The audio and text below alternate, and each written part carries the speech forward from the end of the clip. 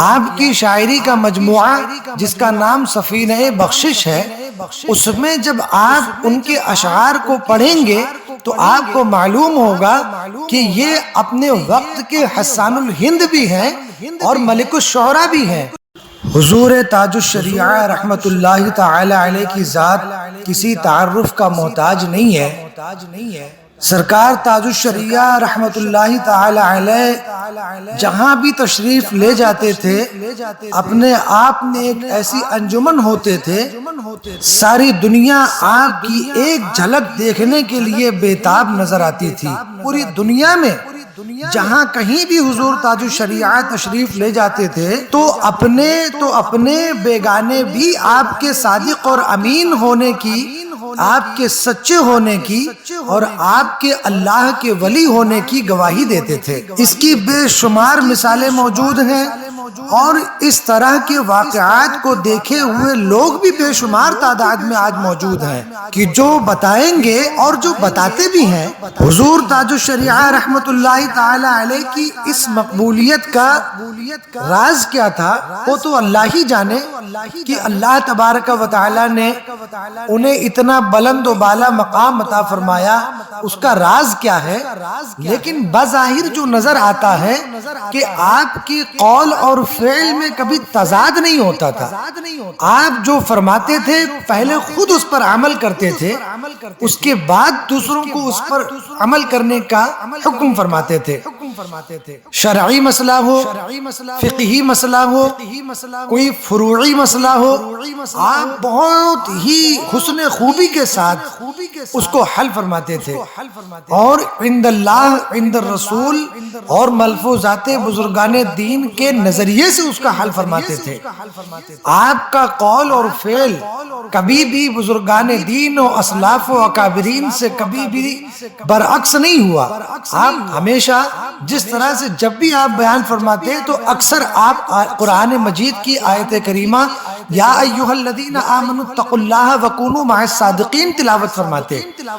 کہ اے ایمان والو اللہ سے ڈرو اور سچوں کے ساتھ ہو جاؤ۔ تو یہ آپ کی ذات پاک میں بھی موجود تھا کہ اللہ سے ڈر اور سچوں کے ساتھ ہونے کی جو خصلت آپ کی تھی اس کی اگر مثالیں دی جائیں تو پوری کتاب تیار ہو جائے گی کہ کس طرح سے آپ اپنے بزرگان دین کی پیروی فرماتے تھے۔ آپ نے تحریری، تقریری، عملی ہر میدان میں آپ نے دین اسلام کا پرچم بلند کیا۔ آپ کی شاعری کا مجموعہ جس کا نام سفینہ بخشش ہے، اس میں جب آپ ان کے اشعار کو پڑھیں گے تو آپ کو معلوم ہوگا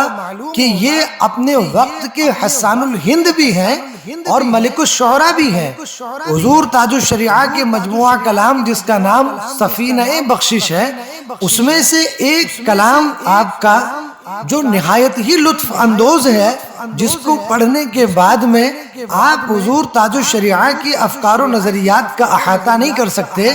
اور آپ کو یہ سمجھ میں آئے گا کہ آپ کی یعنی کہ حضور تاج الشریعہ کی جو فکری بلندی تھی وہ کس اوج رفعت پر تھی۔ آپ فرماتے ہیں غیر اپنے ہو گئے، غیر اپنے ہو گئے جو ہمارے بدل گئے، غیر اپنے ہو گئے جو ہمارے بدل گئے، اور نظریں بدل گئیں تو نظارے بدل گئے۔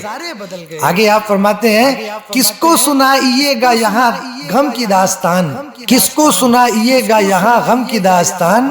جو غم میں ساتھ دیتے تھے وہ سارے بدل گئے۔ ڈھونڈے سے پائیے گا نہ پہلی سی مستیاں، اور بدلی شراب کہنا تو پیالے بدل گئے۔ اس دور مصلحت میں وفا کوئی شے نہیں، گاہے ہوئے ہمارے تو گاہے بدل گئے۔ آپ مقطع میں فرماتے ہیں کہ پہلے تو آپ نے ساری کیفیات کو بیان کیا، پھر آپ آخری میں اپنے پورے کلام کا حاصل کلام بیان فرماتے ہیں، خلاصہ بیان فرماتے ہیں کہ اختر لگائیے لو نبی کریم سے، اختر لگائیے لو نبی کریم سے، کیا فکر اہل دنیا کا جو سارے بدل گئے، کیا فکر اہل دنیا کا جو سارے بدل گئے۔ اس کا مطلب یہ ہوا کہ ساری دنیا میں بھی اگر کوئی بدل جائے تو فکر نہیں کرنے کی ضرورت ہے، ہاں اپنا لو، اپنی لگن، اپنی محبت حضور صلی اللہ تعالی علیہ وسلم کی بارگاہ عالی میں لگائے رکھو تو انشاءاللہ تبارک و تعالی دنیا و آخرت میں بیڑا پار ہے۔ صلی اللہ تعالی علی محمد و آل محمد صلی اللہ علیہ وسلم۔